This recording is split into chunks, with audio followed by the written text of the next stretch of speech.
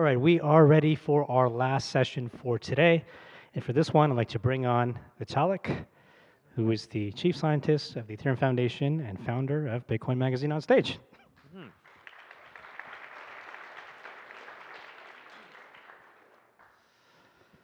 Great. So, no, thank you very much for continuing to do all of these lovely panels at Thank you. Global, Kartik.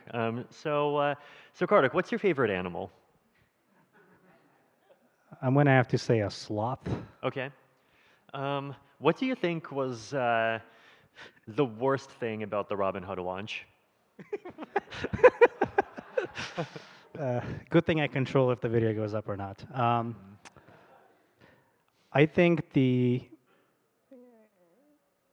worst thing about the launch was not having clarity on what is actually going to go live. It's from everything I was able to catch up on, it felt like it was the announcement of a proof of concept or even functional intent to let you get access to private stocks, but no proof that it's actually going to happen for the companies you would like.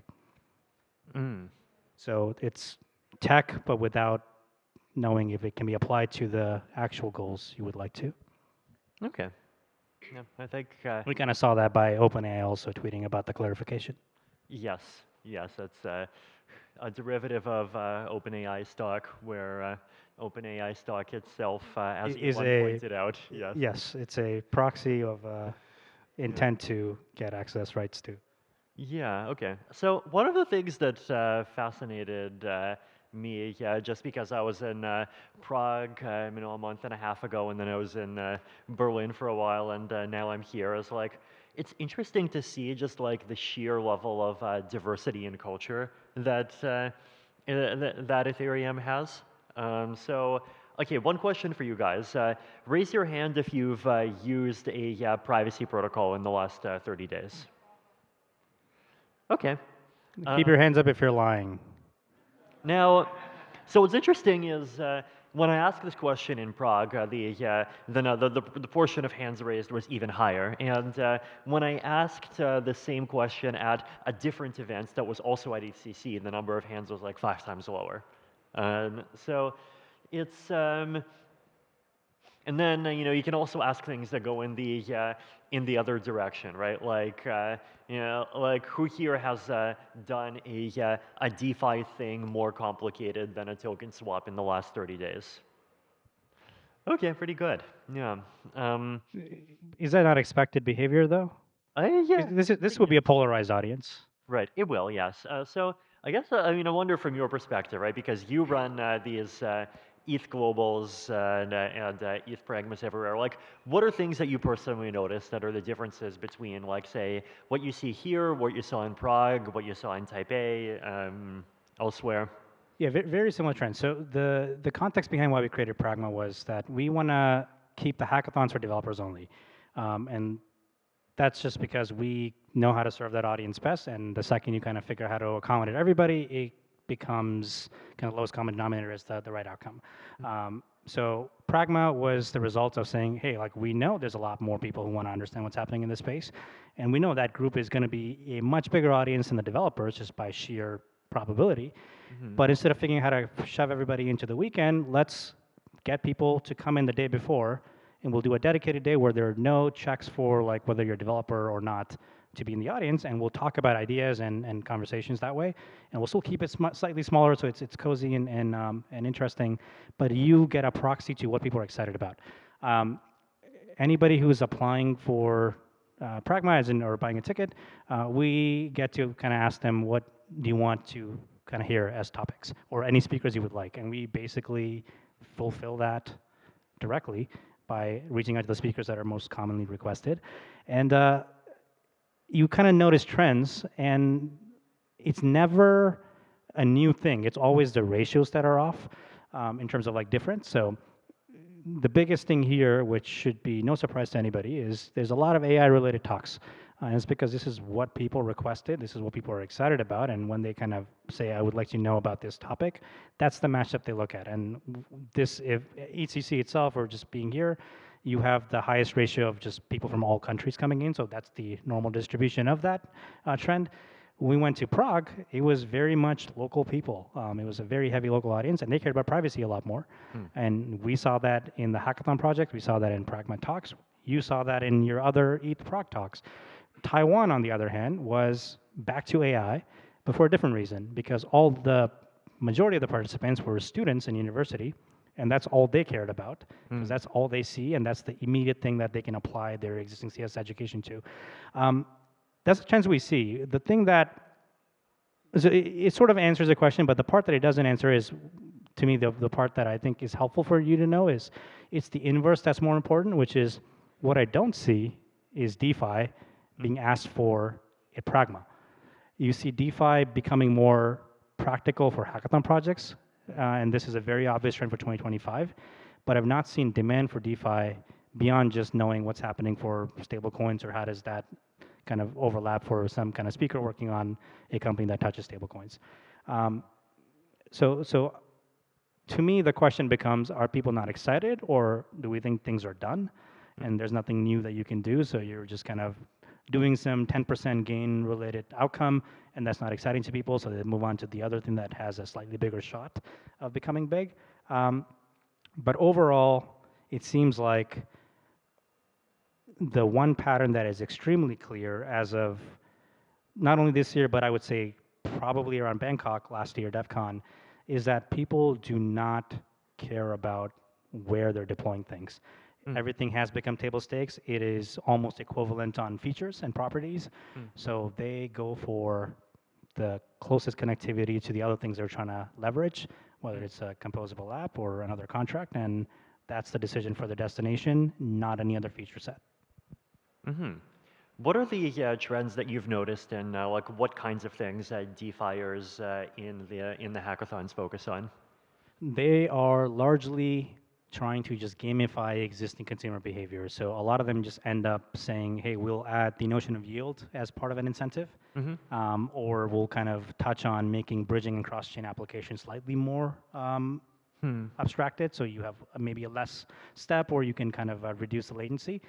That's kind of the biggest pattern. I've not seen any new ideas. So this is more AMMs. going after existing crypto users. This is integration versus innovation of DeFi primitives. I see. What do you think can be done to get more innovation? And maybe second question is like, do you think we need more innovation? I think yes on the second question, largely because you have a unknown scenario there. So you will only find out what could be possible unless, if you kind of just continue to experiment. You have almost infinite possibilities. Maybe one of these things would work, and we've kind of seen that because, I mean, it was a time where everybody thought AMMs were impractical and extremely poorly executed, and look where we are now.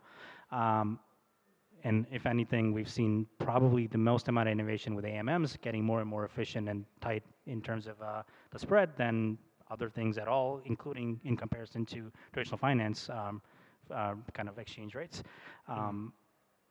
But I say that without too much research on this, but I feel like the place we're in, especially with DeFi as a builder, is at the edge of the limits of like what people would just know without being too deep into finance to realize how you can structure more exotic instruments to kind of offer the cool things that we may not have access to. So it's like a lack of knowledge limitation, but anything that you have access to in the traditional sense, a traditional finance sense, you kind of have all the tools to do that exact same experience in DeFi. It may not be as price efficient, but it's possible.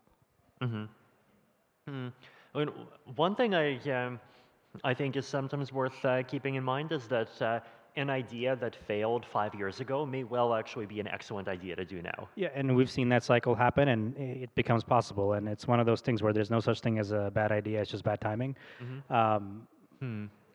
We're seeing that a lot. What's the failed idea from 2015 or 20 that you're most excited about? Oh, that's a good one. I think, well, I'll say I've seen the most progress on this one, but I would not say I'm excited about it, and this should be fun for you. The answer is micropayments. Mm. It's finally kind of working, Mm. and we've seen a bunch of attempts on it. What's your favorite micropayment use case? It's the practicality of it, not necessarily the implementation. It's the fact that it can be seamless and almost zero cost and equally fast. And we're kind of seeing that on some Forecaster mini apps, which I'm sure you've kind of also probably seen on your feed there. And they're working in terms of pure volume and number of transactions. But are they mass adopted? No. But are they now physically and technically possible than they were as an idea from 10 years ago or even 5 years ago? Absolutely, in the best version of that form. I think we're also, oh, actually, you know what? Well, tokenized stocks. There we go. Let's bring back to Robinhood. Yeah.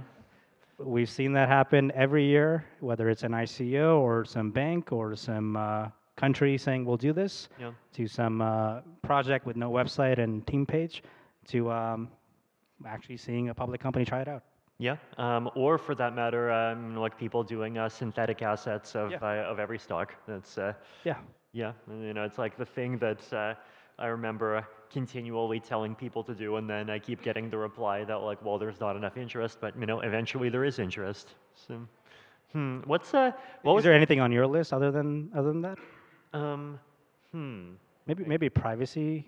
Yeah, I mean, like putting privacy into everything, but I think okay, maybe the way that I think about it is like if I had to draw it out as like the galaxy brain meme, right? It's like Neanderthal brain is like privacy as an application, and then human brain is privacy as a feature, and then galaxy brain is data leaks as a bug that you're trying to remove.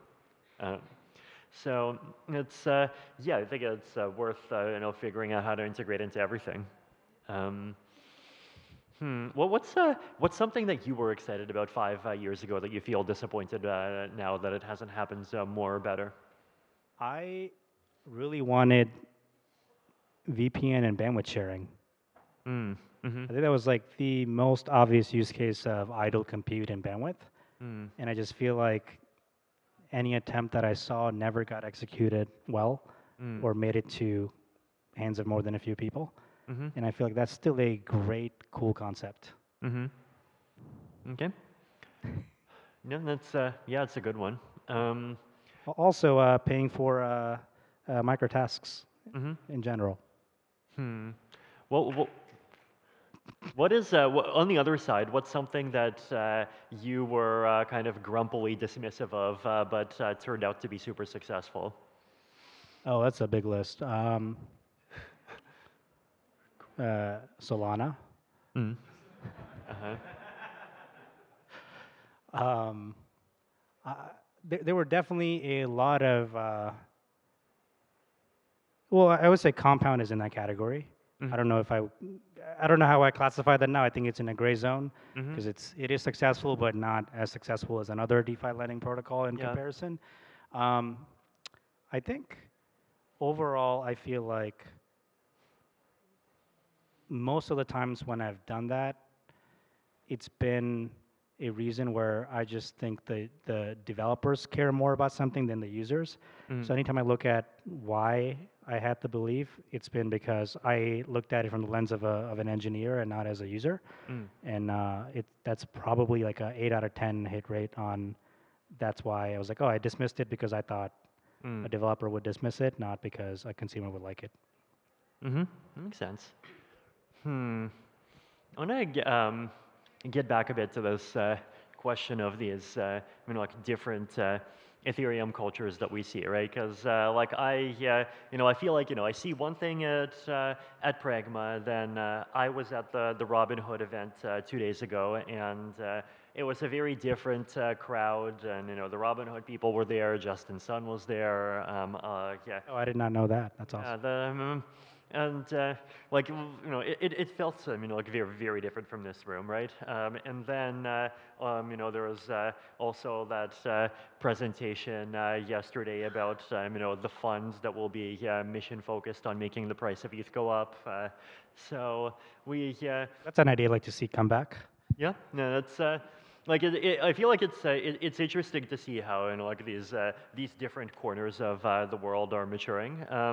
Is this something that you think is is healthier? Are there aspects of it that excite you? Are there aspects of it that, and on the other hand, even worry you? Um, I think it's a mix of all the above, Mm. because the stage it's at to me is that one, like you actually kind of want this culture, um, because at the end of the day, you're coming to an equilibrium of like what we collectively believe. Mm-hmm. If there's not going to be like a top-down way to think about this thing and communicate it that like a public company would or any other startup would, you need these types of things to actually help you gauge what's going on and how people think about things. So the kernel of any kind of subculture is important to know as a perspective, and you get to measure the weights of how important it is based off of like how big and how repetitive it is in my head here. But the part that I don't like about this is that it's not often that these things get executed on. It's only about ideas and broadcasting, I'm going to do something or we will do something, but then there's no follow-up or actual work put in to do it. So if somebody wants to promise ETH goes to 10K, lovely. If you're going to actually make that happen and say that this is demonstratively how you got there, that's the part I'm skeptical of, right? If ETH goes to 10K within a year, will you bow at the altar of Zach? Hey, I mean, sure. A win is a win. Okay. But I mean, to be fair, I think price is the least important piece here. But you see all these types of initiatives around just general progress and growth. Like we see this type of stuff for research grants. We see this type of stuff for promising mainnet or a test net or this tech being ready or a performance improvement. And I feel like these cultures end up optimizing for being top of the news cycle versus actually showing and talking about things when they're available. And that's kind of like maybe one discourse that I feel like is the thing that I kind of hold harder on. What do you think we can do better to try to turn Ethereum from being a petri dish where the selection function is the news cycle to being one where the selection function is building cool things? I mean, I think it is what it is that right now. I don't disagree with that. It actually is the biggest kind of set of experiments going on in parallel. Maybe one thing to do would be if somebody is giving somebody an audience, probably a decent rule to have is only give them that distribution if whatever they're talking about exists, which is like not a hard check.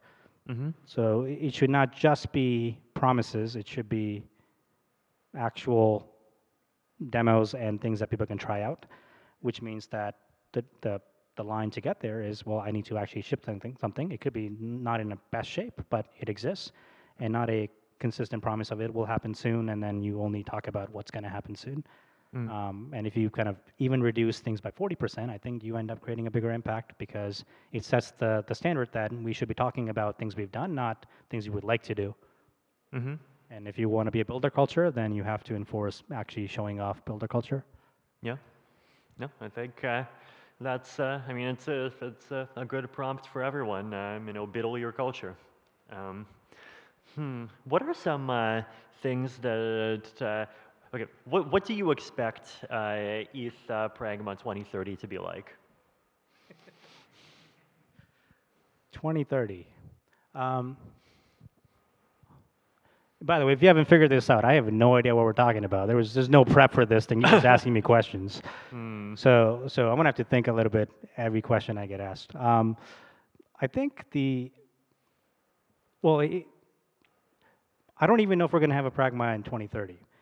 The goal was to be the best curator of upcoming ideas and themes, and that's kind of why we started it. And I feel like if still 5 years from now, we're at a point where people are unsure what's happening in our space. It feels like not only we failed as ETH Global, but also the rest of the ecosystem. That's a pretty big window for this type of miscommunication to be the default. Okay, maybe here's one interesting way to phrase the question. Imagine that there was Gen X Kartik, and Gen X Kartik is an idealistic young hacker who wanted to create a Pragma event to surface the best and brightest ideas of the internet. And this started in 1995, and then eventually 2005 happened, and then eventually things kept on going. What should Internet Pragma have turned into by now? Okay, I like this phrasing. I think in that world, the thing that would matter is kind of focusing on at least 3 of these different categories, and this is like a at any given time in the future, in point in time, you can actually stay consistent to this. One is showcase what's recently been done that's cool, which is anywhere from new launches to things that are like live that people can try out, and that's consistently like, hey, this is the cutting edge of this thing exists now and it's new and you should give it a shot. The second piece becomes what is upcoming from a research standpoint. I think no matter how advanced we are as an industry, there's always something technical impressive you can do and kind of break your own record of performance or efficiency, or just in general like a full shift of how something is done technically. And those are multi-year long ideas, multi-year long executions. You can consistently talk about what's happening there and demonstrate this is the outcome that you'll see if this thing kind of ends up being figured out or implemented. And that's kind of like what I bucket of what a lot of core devs do and researchers. The third thing will be generally talking about economic ideas. I think the part that I feel like doesn't get discussed a lot more even now is economic implications of what we're building. And it's not like the audience should be the economists, it's purely that you can still understand effects of your actions and consequences of basically decisions, and giving people a better way to think about, hey, if I set up this incentive, this is what I can expect. If I set up this whole mechanism, whether it's gamification to, hey, if this whole ecosystem exists this way in DeFi, this is what the secondary effects could be. I'd love to see general thoughts around how to think about decision theory there. You kind of need that as DeFi matures. When you do hackathons, is there a rating section for economic impact of an application? There is not, but that's something we should definitely try. I think the difference is that it only applies when you're trying to make this ready for somebody to use from a financial standpoint. And if this becomes a metric, then it becomes a wrong thing to optimize for a hackathon. So we don't want to be prescriptive on it should lean towards this way, because not everything should be a product that you make money from as a hacker project. Which Ethereum application are you the most excited about the economic impact of right now? That's a really good question. I'm trying to see if I have a better answer than Uniswap.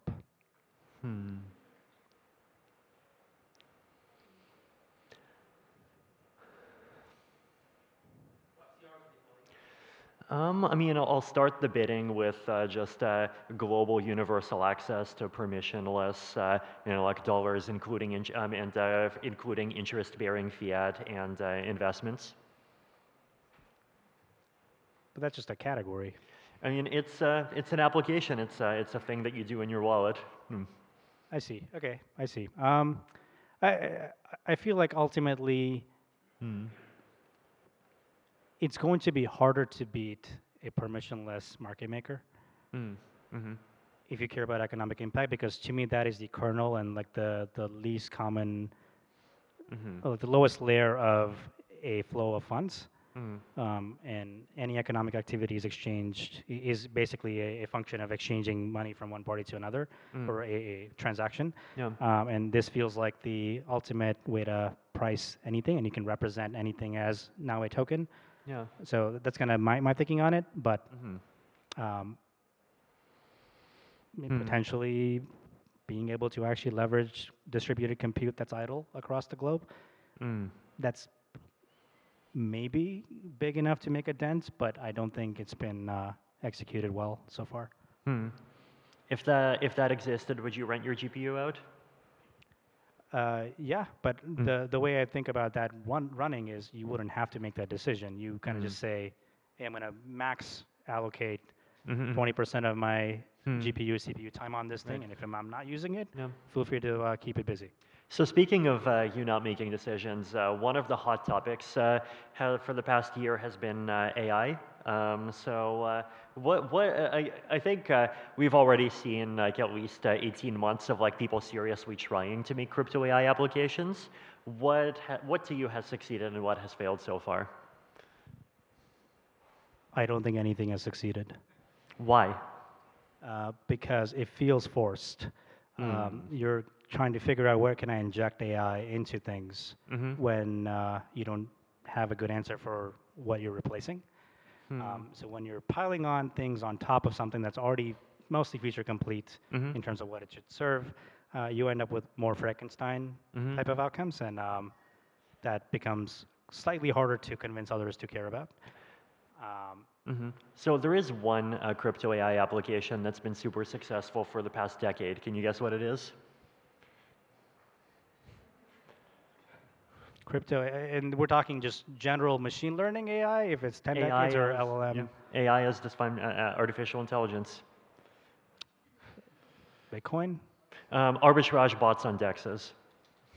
Well, I wouldn't call that AI. Why? It's a bot.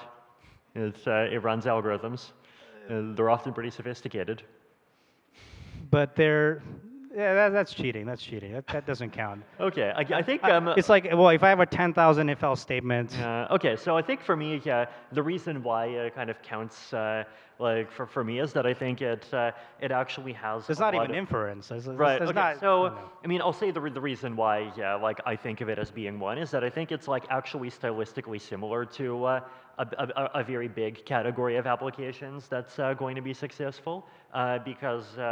Like for example, like the next natural thing you can do is you can have AIs playing on prediction markets.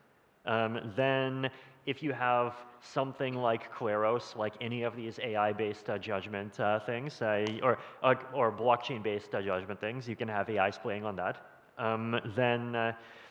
But these are future-forward scenarios, which I agree with. Indeed. So basically, I think if you combine AIs with the right kind of economic incentive structure, then like it actually does become a very good way of outsourcing. I don't disagree on that. I was trying to answer what has happened so far, and my answer is no. And I still disagree heavily with you calling a trading bot AI. Okay. Even if you only look at statistical inference definition, because it's very deterministic, case by case scenario only, and there's no predictive power in there. Right. Okay. I think, in most cases. Right. I'm pretty. I know people have tried at least a bit with like MEV bots. Fair. Yeah. But I don't think we've seen anything successful there yet. Yeah. I do think the most obvious piece, which to me was, I think it is a bit of a time thing, which is we are seeing agents themselves become more stable, and now you have the ability to kind of throw one of them in the wild and equip them with the ability to take and receive money or send money, and if they are really good at a task, which can be nothing related to crypto at all, that's a potential candidate, right? Like if I just have a bot that just summarizes an essay, news article for me and charges me 2 cents, I think that counts. And that's more likely to happen when you can trust the quality of the outcome more, which you couldn't a year ago. Right. No, I think that makes a lot of sense. Have you seen wallet AI use cases? Not directly, but one of the speakers today did talk about this, which is they have on the Flow wallet, there is a mini agent that can try to expect if you're going to run low on your balance, and try to make a connection with anywhere from fiat or other credit cards you have on file just to pre-fill your wallet so that you never run out of funds or miss the transaction, which I thought was like a cool wallet agent. Mm-hmm. But I'm sure this will be a very cool thing to put as a default in the future, where you actually have a mini fraud detection bot somewhere, and it just flags and pauses the transaction if it thinks it's weird. Mm-hmm. And that's a great use case. You could be false positive heavy, it'll only get better, but it actually prevents risks. Okay, cool. No, so still very, very little on AI so far, but a lot of interesting directions to go. I have a question. What was your talk yesterday about? I couldn't see it. It was on urging a shift from thinking about decentralization in terms of what technologies you use to decentralization in terms of what properties you give.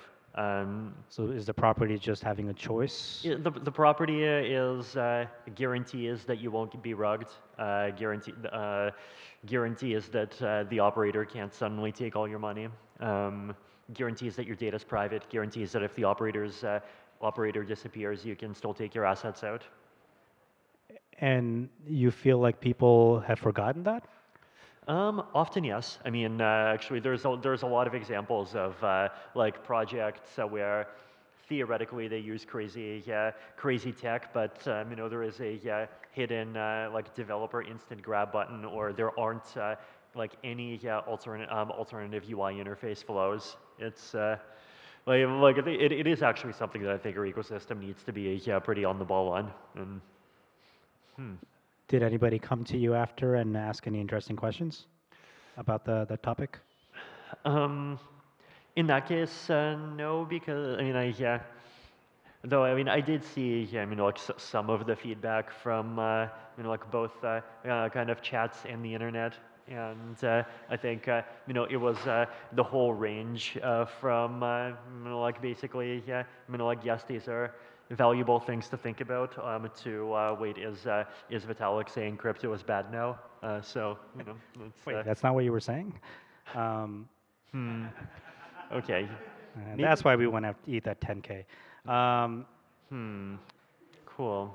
What this is so bad. How do you think about a normal person, and I say that as you and I are not in that category, and neither is most of this audience. A normal person thinking about proactively having a choice. We've seen that in the world of AI, where it's been definitively proven that people are very much okay with their entire life and personal problems being on a server to get some therapist agent to act, and they have no regrets at all putting that information away. How do we make that? Yeah, I think, I mean, one important point there, right, is that individuals often don't care, but like institutions do really care. And actually, like we have been talking to financial institutions more and more of an as the Ethereum Foundation recently. And one of the interesting things that I've seen, right, is that I think there's this misconception that sort of only the idealists care about decentralization, censorship resistance, and privacy, and like serious people just want, you know, IBRL. And the reality, like we've had banks, like actual, you know, like licensed major like nation-level banks tell us that like actually, you know, they appreciate Ethereum for its censorship resistance, you know, like for its global neutrality, and the thing they're exploring is figuring out how to get privacy. Does this answer change when a bank has? I mean, so my default, again, I have no context in any of this. My default would have been a bank's best interest is to care about this thing if they're working with another bank, especially outside of that country. Yes. Great guarantee. Not always the case if you want to do this for your own users, because every time we've seen things go wrong, it's your bank freezing your assets first so that there's no bank run. Yeah. And moreover, I guess the part that I'm kind of curious to hear your perspective on is, even if a bank is good with this, that's a progressive bank, I'd love that. I wonder how many governments want this. Yeah.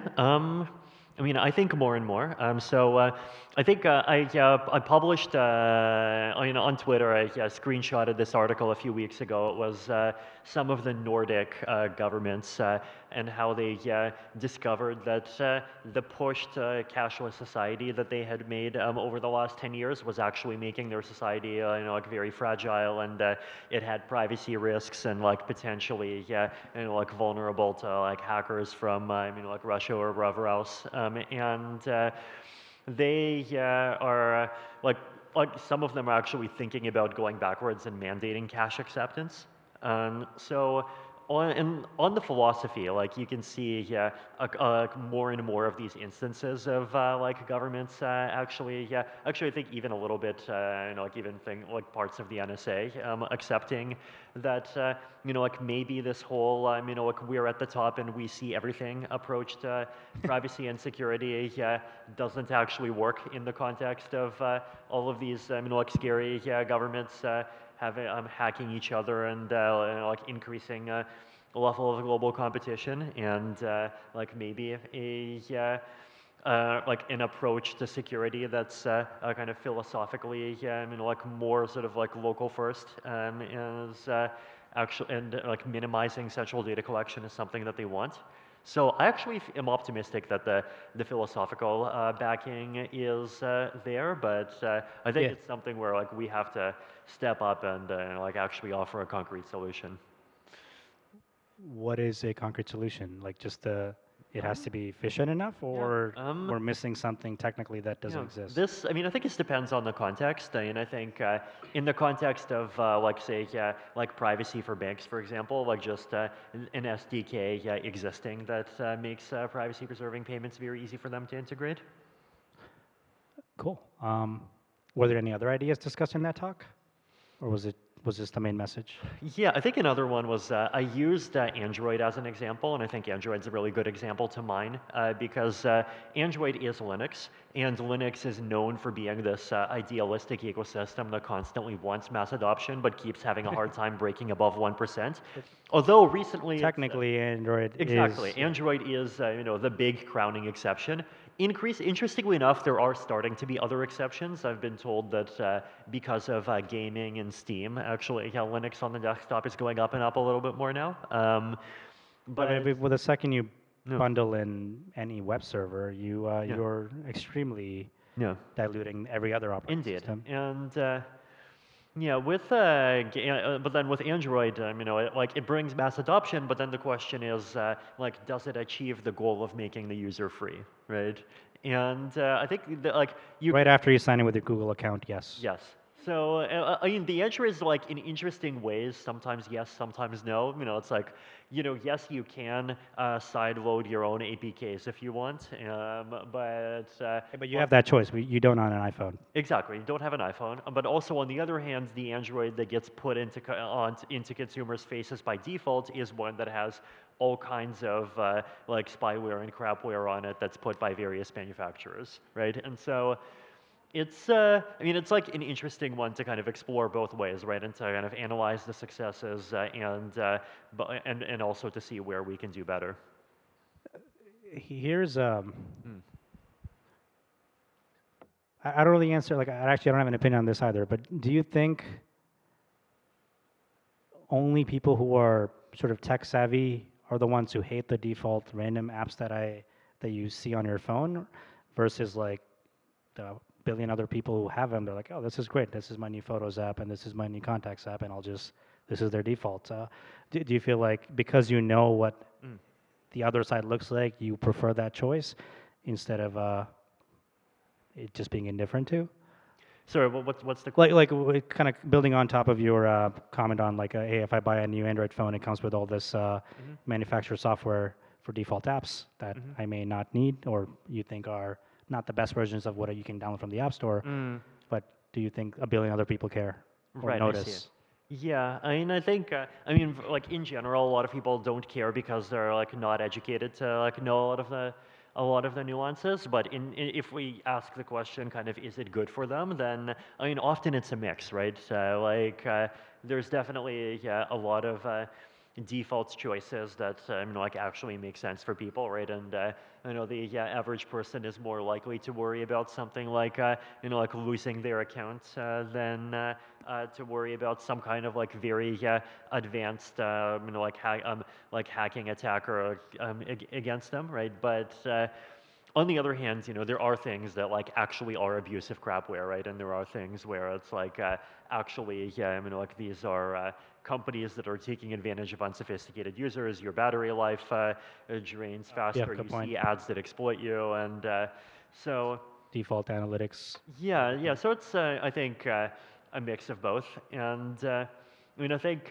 like actually thinking about like I think there are values that crypto is good at that are very beneficial even to normal users, even if it takes work to make them intelligible. And like I think there is even like value in us, like thinking about and focusing Yeah, on there's some of nothing those wrong with things that. So more. that's a Yeah. good point to have. You want to try anyway to see Hmm. if there is a Yeah. line where after that it just becomes okay for everybody to consider. Yeah. Um, Hmm. I'm going to change the topics a little bit, and we'll Hmm. do a couple more questions, then we'll end. Hmm. Um, okay, so Robinhood now has a chain. I'm sure 10 other institutions similar will do the same, Hmm. and then everybody else will have the same idea, and now you have 100 more institutional chains, Hmm. and then probably the same amount of them wanting their own stablecoin too. Hmm. Um, is that a good world, or Hmm. what is definitely happening? So I Yeah. wonder, like, what does that mean for Ethereum from the engineering side, but Yeah. also like more fragmentation in general? Yeah, okay. So I think one world that would be a better world is a world where assets are issued on L1 by default, even if a lot of operations happen on L2. And I think the reason why this is good is because then even if your L2 has some kind like some like governance properties that are not very decentralized, if people want to use the assets outside of your L2, then like either on L1 or on a different L2, then they can fully escape those governance properties, right? On the other hand, if your asset is natively issued on L2, then like your users are vulnerable to those governance properties, even if they bridge over to L1 and bridge over to other L2s. So I think a world where L1 is the center of issuance is one that is more composable, that has better trust properties, that has better properties in terms of people being able to make applications that like combine things together better. I mean, Um, that's a great world to have, but that's mm, exactly why we're seeing them do their own thing because they don't want to, right?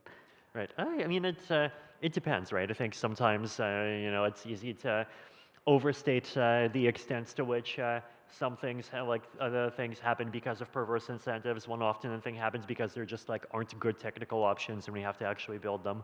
Fair. Hmm. Um, we talked about this thing a few months ago, but that would be a great world to have if the assets are on L1 first and we kind of bridge them to L2, and that's the in a way the proper layer 2 version of this.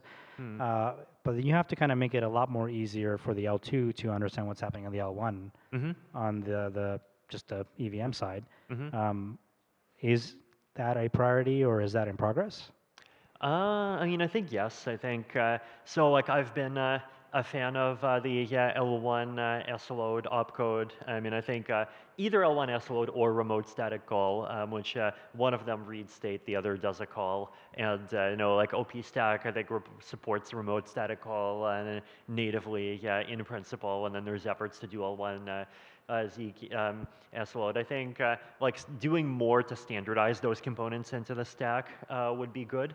And like that lets you do even more things. Like that lets you even have an account on L1 where then like you can do different operations on L2, but then the logic of your account still lives on L1, which makes Oh, cool. yeah, a lot of multi-L2 stuff much easier.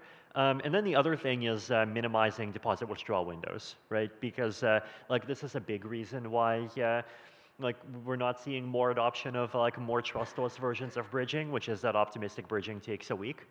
And like we're actually getting to the point where like we have real-time ZK EVM proving, and so the main challenge is security. And so to try to kind of mitigate that, there's like two approaches. Like one of them is the 2 of 3 OPZK TE thing that I recommended a few months ago, and then the other thing is like formal verification of the ZK. And like actually, there's been surprising amounts of progress on that. So like some of them, they've managed to prove a property that's called determinism, and what that property means is that the ZK Snark accepts exactly one state root. It could be the wrong state root, but it accepts exactly one, and that guarantees to you already that like like if there's a bug, it's not some kind of like soundness bug that lets someone like put in whatever fake data they want. But this is only testing for the ZK circuit, Yes. but it doesn't have any knowledge of what is actually being executed. Right. It's well. Okay. So you can still have a bug in the smart contract, but Right, exactly. Okay. So the three components are the ZK circuit, then there is the ZK Snark algorithm itself, and then the third is like the Solidity implementation of both that algorithm and like things that are dependent on it. And so I think for the third, like some combination of standardization and formal verification, a lot of that's already started to happen.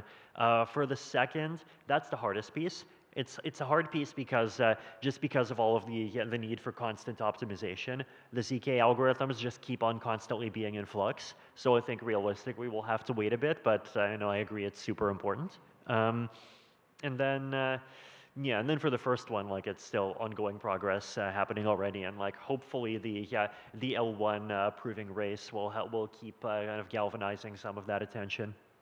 Amazing. I want to end off by asking a question you asked me a little bit ago, and but I'll kind of reduce the time frame. So let's not talk about 2030, but 2027. What do you think we should? Well, what would you like the culture to be in 2027, and what do you think we should start doing now so that we can actually start tracking things? I mean, 2027 is supposed to be the year AI takes over the world, right? Depends on if I can buy the OpenAI stock on Robinhood. Yeah, I don't think. I mean, I think it's like the best thing for Ethereum is to have a combination of you know, the culture that's able to build out these more mainstream things and and really make them available to more people and like really like make the highest quality version of the thing, whether it's DeFi, whether it's tokenized stocks, or even whether it's the non-financial applications that are still important, or prediction markets. And then the second, and then also continuing to have the frontier culture that's trying to be more aggressive on privacy properties, security properties, decentralization properties, constantly looking at the next thing. It's you know, 10 years ago it was smart contracts. You know, today it's ZK. In 5 years it might be like obfuscation. Then potentially you know, like something else and something crazier. So I think continuing to have very strong versions of both of those like that will make me very happy. An excellent note to end on. Vitalik, thank you so much for this amazing conversation. Thank you, Kartik.